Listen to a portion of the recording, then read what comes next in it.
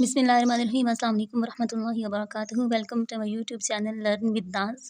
उम्मीद है कि आप सब ईमान और सेहत की बेहतरीन हालत में होंगे। आज हमारा 9th क्लास के बायोलॉजी के first chapter that is introduction to biology के 5th टॉपिक के ऊपर लेक्चर है, that is the level of organisation.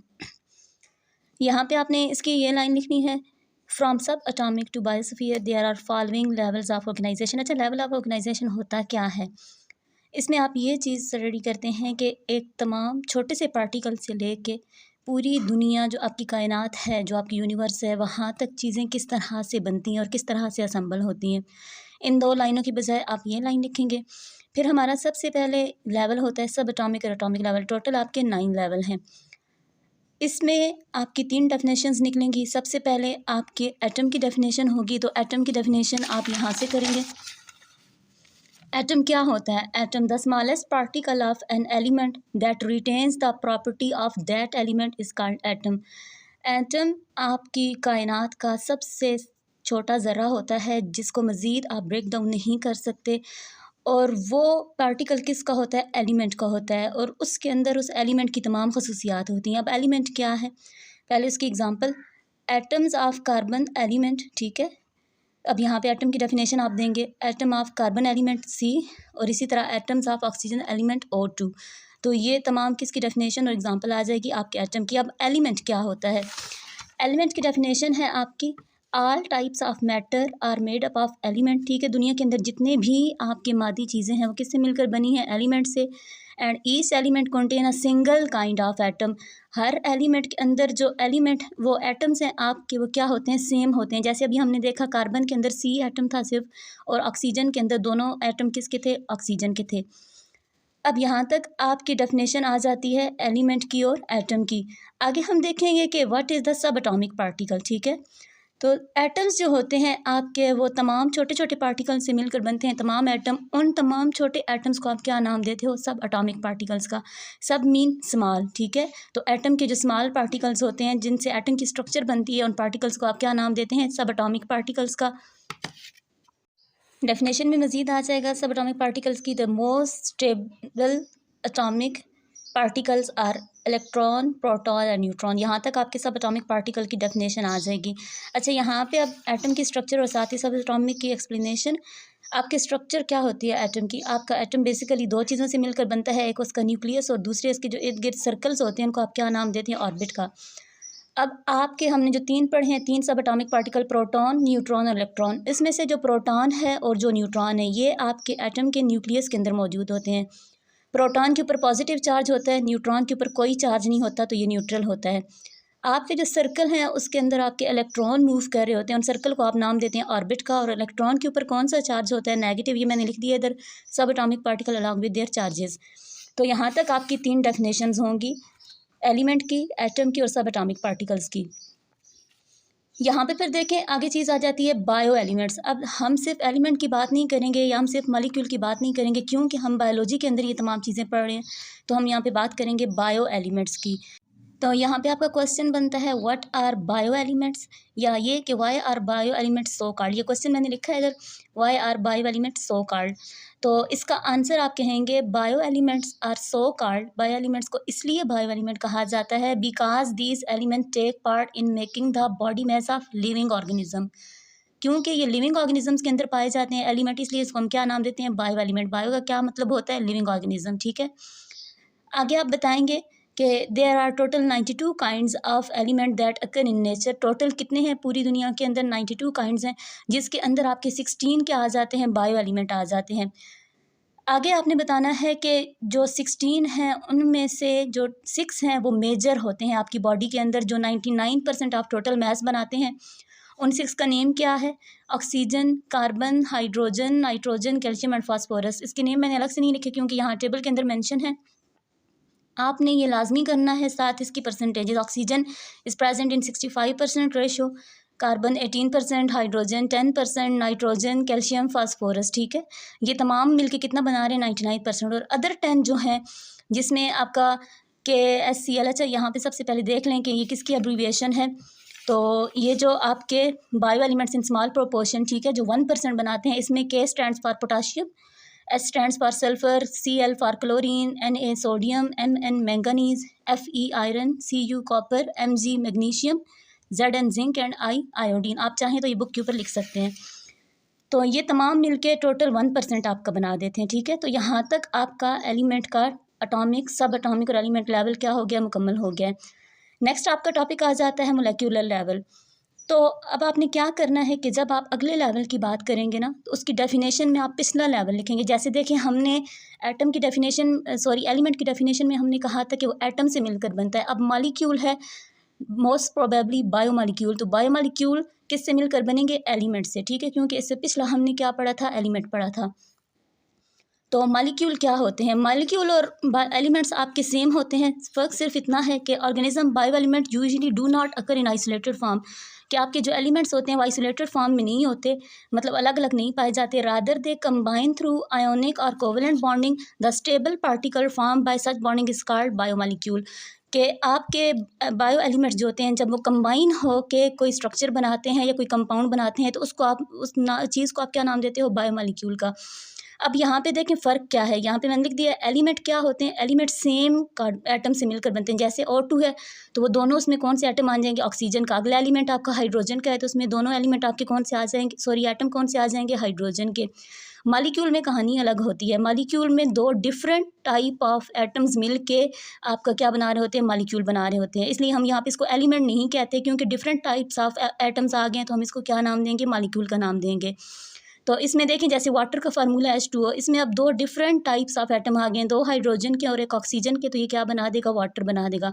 इसी तरह अगर आपका अगला मॉलिक्यूल है कार्बन डाइऑक्साइड, इसमें एक जो आइटम है आपका वो कार्बन का है और दूसरे दो किसके, ऑक्सीजन के। तो ये दो डिफरेंट टाइप्स ऑफ एटम्स हैं, तो इन्होंने मिलकर क्या बना दिया, डिफरेंट टाइप ऑफ एलिमेंट ने मिलकर क्या बना दिया है, आपका एक मॉलिक्यूल बना दिया है। यहाँ तक आपने इसका करना है। फिर उसके बाद आप आ जाते हैं यहाँ पे इसकी टाइप्स ऑफ बायोमॉलिक्यूल, ठीक है। डेफिनेशन के बाद आप आ जाएंगे टाइप्स ऑफ बायोमॉलिक्यूल या क्लासिफिकेशन, दोनों हेडिंग्स आ जाती हैं आपकी हेडिंग होगी। पहली हेडिंग आपकी आ जाएगी डेफिनेशन की, दूसरी इसकी आ जाएगी। अच्छा, on the basis of their molecular weight, आप जो आपके मॉलिक्यूल्स होते हैं उनको दो टाइप्स के अंदर क्लासीफाई करते हैं, जिनमें से पहली है मैक्रो मॉलिक्यूल, पहली है micromolecule. Micro mean small weight, ठीक है, माइक्रो का मतलब होता है स्मॉल। तो आप कहेंगे कि वो आपके मॉलिक्यूल्स जिनका वेट, मोलेक्यूलर वेट क्या होता है, स्मॉल होता है या कम होता है, उसको आप क्या नाम देते हैं, माइक्रो मॉलिक्यूल, जिसमें आपकी एग्जांपल आ जाती हैं ग्लूकोज और वाटर, ठीक है। नंबर 2 मैक्रो मॉलिक्यूल, ये आपकी हेडिंग आ जाएंगी। आगे आप लिखेंगे कि मैक्रो मॉलिक्यूल आपके वो मॉलिक्यूल्स होते हैं जिनका मोलेक्यूलर वेट क्या होता है, हाई होता है। इसमें आपकी एग्जांपल आ जाएंगी स्टार्च, प्रोटीन, लिपिड्स की, ठीक है। नेक्स्ट आपके पास जो थर्ड हमारे पास लेवल ऑफ ऑर्गेनाइजेशन आता है, that is organelle and cell level. पहले ऑर्गेनेली आता है, तो ऑर्गेनेली क्या होता है, पीछे हमने पढ़ा था मॉलिक्यूल्स, मैंने ये पहले आपको बताया है कि अगले लेवल की डेफिनेशन में आप पिछले लेवल की टर्म का क्या करेंगे, जिक्र करेंगे। तो ऑर्गेनेली हम कहेंगे किससे मिलकर बनी है, बायोमॉलिक्यूल से। आप कहेंगे biomolecule assembles in particular way and form organelles. यहाँ तक इसकी डेफिनेशन, ठीक है। आगे आप इसकी एग्जाम्पल देंगे, यहाँ पे इसकी description, each type of organelle specialise to form a specialise function, कि हर ऑर्गेनेली का क्या होता है, एक स्पेसिफिक फंक्शन होता है। फॉर एग्जांपल माइटोकॉन्ड्रिया जो ऑर्गेनेली है उसका फंक्शन क्या है, यहाँ पे आप हेडिंग देंगे फॉर एग्जांपल नंबर 1 माइटोकॉन्ड्रिया। आगे आप बताएंगे function, these are specialise for cellular respiration. Number 2 ribosome are specialise for protein synthesis, ठीक है। आगे आपकी दूसरी हेडिंग आ जाती है सेल्स की, ठीक है, जो इसकी डेफिनेशन है। सबसे पहले आप बताएंगे सेल्स की डेफिनेशन, आप बोलेंगे The organelles are actually subcellular structure and when they assemble together units of life that is called cell are formed। आप क्या कहेंगे, सेल किससे मिलकर बनते हैं, सेल्स ऑर्गेनेली से मिलकर बनते हैं। जब आपकी ऑर्गेनेलीज आपस में असम्बल होती हैं तो वो क्या बना देती हैं, सेल बना देती हैं। ये डेफिनेशन लिखने के बाद आपने इसकी डिस्क्रिप्शन के लिए यहाँ पे आ जाना है। Functions of the cells are accomplished by these specialised structures, वो कौन सी हैं, that is organelles. It is an example of division of labour within the cell. इसमें क्या होता है कि सेल के अंदर बहुत सी ऑर्गेनेलीज होती हैं, तो वो उनके अंदर काम डिस्ट्रीब्यूट हुए हुए होते हैं, ठीक है, जैसे हमने ऊपर देखा था। अब ये अलग अलग पढ़ाने का मकसद क्या है, पूरा टॉपिक मैंने इकट्ठा क्यों नहीं पढ़ाया। ये देखें, इसमें ऑर्गेनेली एक अलग लेवल है और सेल एक अलग लेवल है। आप ऑर्गेनेली की डेफिनेशन, उसकी एग्जांपल, फिर सेल की डेफिनेशन और उसकी एग्जांपल आप लिखेंगे। पेपर में इसको सॉल्व करने का तरीका क्या है, पेपर में अगर आपकी ये चीज़ आ जाती है तो आप इसमें क्या लिखेंगे, ये देखें शॉर्ट क्वेश्चन में अगर आ जाता है सिर्फ ऑर्गेनाली तो आप लिखेंगे डेफिनेशन की हेडिंग देंगे और इसकी एग्जांपल की हेडिंग देंगे, सही हो गया। अगर लॉन्ग में आ जाता है आपका ऑर्गेनाली का तो इसमें आप डेफिनेशन, डिस्क्रिप्शन और एग्जांपल, डिस्क्रिप्शन में आपकी ये वाली चीज़ आ जाएगी, ये साथ आपने लिखना है, ठीक है, ये पहली लाइन जो होगी। लेकिन अगर डेफिनेशन में आता है तो यहाँ तक डेफिनेशन और साथ इसकी एक एग्जांपल दे दें। डिस्क्रिप्शन आती है ऑर्गेनाली की तो ये आपने डेफिनेशन लिखनी है, फिर ये आपने 3 लाइनें अलग लिखनी है। इसी तरह सेल अगर शॉर्ट क्वेश्चन में आ जाता है तो डेफिनेशन और एग्जांपल इसकी, ये वाली एग्जांपल, ठीक है, और ये पहली लाइन जो accomplish by these organise structure called organelles, ठीक है। लेकिन अगर लॉन्ग में आ जाते हैं तो पहले आप सेल की हेडिंग देंगे डेफिनेशन की, फिर उसके बाद एग्जांपल की और फिर उसके बाद डिस्क्रिप्शन की। डिस्क्रिप्शन में आप ये लिख देंगे। अगर पूरे का पूरा लॉन्ग आ जाता है तो यही चीज़ें आपने सब इकट्ठी करके लिखनी है, पहले ऑर्गेनाली के बारे में लिखिएगा फिर सेल के बारे में, ठीक है। यहाँ पे उसने आपको अगली जो लाइनें हैं यहाँ पे आपकी ऊपर हेडिंग आ जाएगी, difference between unicellular and multicellular cells, या दूसरी आप हेडिंग यहाँ पे ऊपर लिखेंगे कि definitions of unicellular and multicellular organisms. इसमें आपको मैं बता देती हूँ कि इसमें यूनिसेलुलर कौन से होते हैं, मैंने यहाँ पे लिख दिया, आप इसको बुक के ऊपर लिख दीजिएगा। यूनिसेलुलर, यूनि का मतलब होता है 1, ठीक है, तो वो ऑर्गेनिजम्स जो जिनकी बॉडी सिंगल सेल से मिलकर बनती है उसको आप क्या नाम देते हैं, यूनिसेलुलर ऑर्गेनिज्म, ठीक है। उसकी एग्जांपल्स आ जाती हैं आपके प्रोकैरियोट्स और प्रोटिस्ट, ठीक है, जो एल्गी होती है आपकी, उसमें से कुछ प्रोटिस्ट आपके होते हैं यूनिसेलुलर, प्रोकैरियोट्स मतलब जो आपके बैक्टीरिया वगैरह हैं, ठीक है। आगे है मल्टाई सेलुलर, मल्टाई क्या होते हैं, एक से ज़्यादा, ठीक है। मल्टीप्लिकेशन के सवाल आप करते हैं ना तो चीज़ें ज़्यादा हो जाती हैं जब आप किसी चीज़ को किसी के साथ मल्टीप्लाई करते हैं। Same is the case with the multicellular organisms. यहाँ पे आप बताएंगे those organism that are made up of more than 1 cell. Unicellular में था मेड अप ऑफ 1 सेल और मल्टीसेलुलर में more than 1 cell, these are called multicellular organisms. इसमें example आपकी most of fungi, all plants, all animals, ठीक है। ये क्या होती हैं फंजाई या प्रोकैरियोट्स, प्रोटिस्ट, ये इंशाल्लाह हम नेक्स्ट टॉपिक में पढ़ेंगे। यहाँ तक आपका ये टॉपिक कवर हो जाता है। नेक्स्ट हमारे पास आ जाता है टिश्यू लेवल। तो टिश्यू लेवल में सबसे पहले आपने डेफिनेशन लिखनी है, फिर वही बात आ जाती है जब टिश्यू की हम डेफिनेशन लिखेंगे तो हम बताएंगे किससे मिलकर बना है, सेल से। टिश्यू से पिछली चीज़ हमने सेल पढ़ी थी तो हम ये बताएंगे, इसमें आप डेफिनेशन लिखेंगे। यहाँ पे 2 डेफिनेशंस हैं, आप दोनों कर सकते हैं। पहली डेफिनेशन आपकी यहाँ से स्टार्ट होगी, in multicellular organisms similar cells performing similar function और organize into group called tissues. ये पहली डेफिनेशन है, ठीक है, कि मतलब जब आपके मल्टीसेलुलर, अब इसने यहाँ पे मल्टीसेलुलर ऑर्गेनिज्म क्यों कहा है, क्योंकि जो हमने पढ़ा यूनिसेलुलर, यूनिसेलुलर तो मिलते ही एक बनते ही एक सेल से मिलकर हैं, तो उनके अंदर बस यहाँ तक ही होता है सेल तक, उनके अंदर ये आगे की ऑर्गेनाइजेशन नहीं होती। लेकिन टिश्यू किससे मिलकर बना है, मोर देन 1 सेल से, तो आगे फिर ये सिर्फ मल्टीसेलुलर ऑर्गेनिज्म के अंदर ये आगे लेवल ऑफ ऑर्गेनाइजेशन होती है, ठीक है। यूनिसेलुलर जब आपकी आ जाए पेपर में तो आपने बस यहाँ तक लिख के उनकी ऑर्गेनाइजेशन ख़त्म कर देनी है सेल लेवल तक, मल्टीसेलुलर में फिर आगे आ जाएगी।